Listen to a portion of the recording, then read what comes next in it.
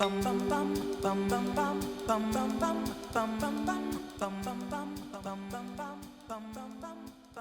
everyone, I'm Shrikant Singh and welcome to our channel Happy Belly Fish. Today I'll be showing you 5 delicious, healthy and simple recipes that you can make with mung bean sprouts. Mung beans are one of the easiest beans to sprout.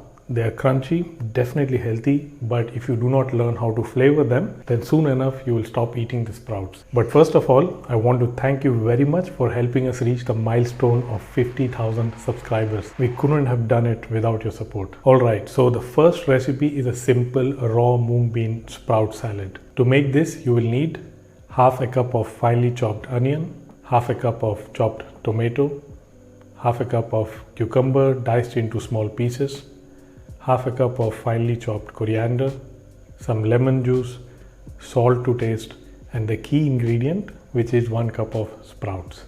The first thing you need to do is to rinse these sprouts nicely. This is an important step, especially if you have sprouted for longer than 2 or 3 days. But in general, this also removes the residual smell that comes as a result of sprouting. Now when the ingredients are ready, add the sprouts to a mixing bowl, add the tomato, onion, cucumber, a handful of fresh coriander leaves, add some salt, some lemon juice and mix everything nicely. And your simple delicious mung bean sprout salad is ready. If you like it spicy, then you can always add some finely chopped green chilies. They are an excellent source of vitamin C and they don't cost a lot. Now there are many ways in which you can have it. Most commonly this is like a side dish in India, but no one is saying that this can't be a full meal. Some people eat lettuce salad for lunch. So this is actually a much more nutritious and filling lunch. But raw mung beans is not suitable for everyone. Some people might have concerns about eating raw sprouts for several reasons. So the second recipe we'll be making is a Chinese style stir-fried mung beans recipe. And to make this, you will need a tablespoon of finely chopped garlic, half a cup of chopped spring onions, half a cup of red bell peppers, half a cup of onion cut into chunks like this, 1 green chili slit in this way, 1 tablespoon of vinegar, 1 tablespoon of soy sauce and 2 cups of sprouts. Once you have the ingredients ready, then heat some oil in a pan and add the chopped vegetables. Stir fry it for about 2 minutes. Do not overcook it. It tastes nice when it is just half cooked. That way it is still crunchy and maintains a nice texture. Now add the sprouts and add the vinegar and soy sauce. Stir fry for a further 1 minute. So if you have the sprouts stored in a refrigerator, then you might have to cook for a further 1 minute or more.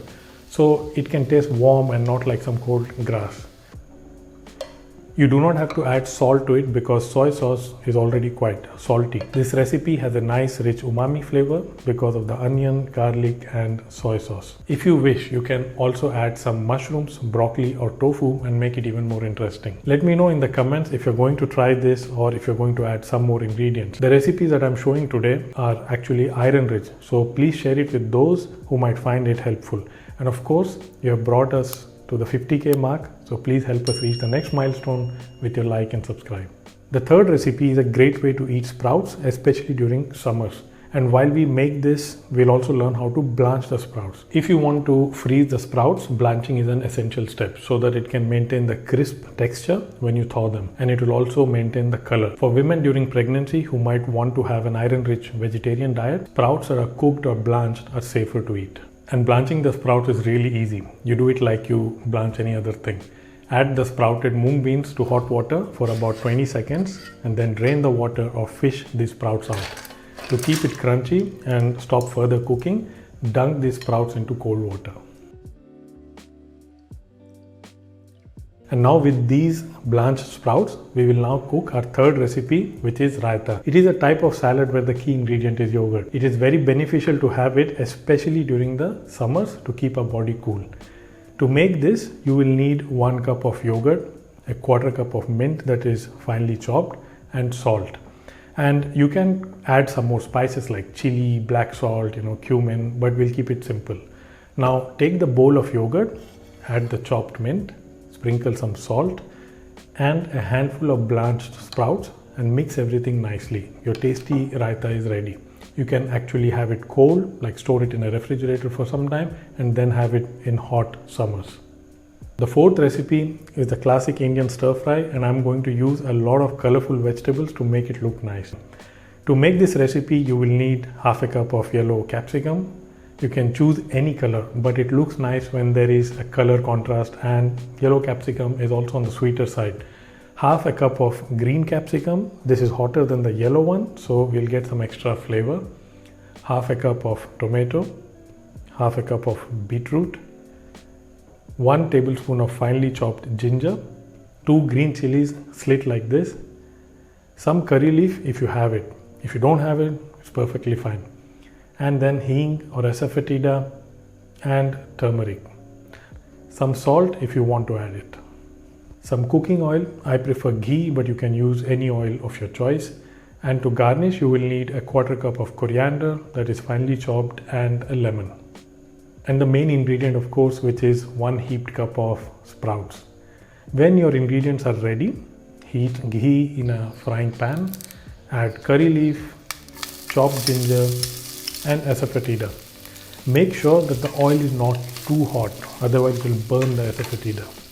Add the chopped tomato, the yellow and green capsicum, chili and beetroot. Mix and cook it for about 2 to 3 minutes. People with weaker digestion might want to cook their vegetables for much longer than this so that it is softer and easier to digest.